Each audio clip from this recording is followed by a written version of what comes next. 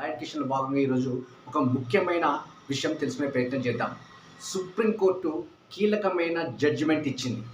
Supreme court ప్రధాన న్యాయమూర్తి Sanjeev Khanna and Sanjay Kumar నేతృత్వంలో మెయింటెనెన్స్ విషయం పైన ఒక కీలకమైన జడ్జిమెంట్ వెలువరించడం జరిగింది. జనవరి 10, 2025న భర్తకు రెస్ట్రిక్షన్ ఆఫ్ కాంజుగల్ రైట్స్లో తనకు అనుకూలంగా తీర్పు వచ్చినప్పటికీ కూడా భార్య మెయింటెనెన్స్ వేసుకోవచ్చును.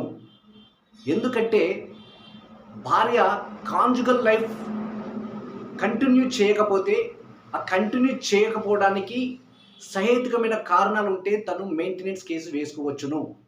అంటే హస్బెండ్ తనకు అనుకూలంగా రెస్టిట్యూషన్ ఆఫ్ కాంజుగల్ రైట్స్లో డిగ్రీ పొందినప్పటికీ వైఫ్ రాకపోతే సిఆర్పిసి 125/4 కింద అనేకమైన జడ్జిమెంట్లు వచ్చాయి.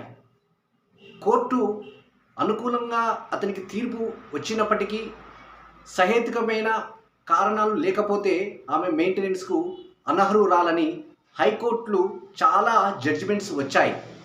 అయినప్పటికీ కూడా సహేతుకమైన కారణం ఉండి కాంజుగల్ లైఫ్ లీడ్ చేయడానికి అనేకమైన ఇబ్బందులు ఉన్నప్పుడు తను వెళ్ళవలసిన అవసరం లేదు, మెయింటెనెన్స్కు అర్హురాలే అవుతుంది. జార్ఖండ్కి చెందిన దంపతులు రీనా కుమారి వర్సెస్ దినేష్ కుమార్ మెహతో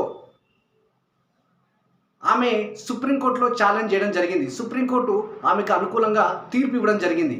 కాబట్టి జనరల్గా మనం చెప్పేది ఏంటంటే రెస్ట్రిక్షన్ ఆఫ్ కాంజుగల్ రైట్స్లో హస్బెండ్కి అనుకూలమైన తీర్పు వచ్చిన వైఫ్ మాత్రం సరైన సహేతుకమైన కారణాలు చూపించి అతనితో కాంజుగల్ లైఫ్ని లీడ్ చేయడం చాలా ఇబ్బందికరమని ప్రూవ్ చేస్తే తను మెయింటెనెన్స్ కేసు వేసుకోవచ్చును. మెయింటెనెన్స్కు ఆమె అర్హురాలు అవుతుంది. సుప్రీంకోర్టు ఇది కీలకమైన జడ్జిమెంట్ ఇచ్చింది జనవరి 10, 2025న. కాబట్టి మిత్రులారా ఈ విషయాన్ని గమనించగలరు. థ్యాంక్ యూ మిత్రులారా, థ్యాంక్ యూ. మరిన్ని నా వీడియోలతో మీ ముందుకు వస్తాను. జై హింద్.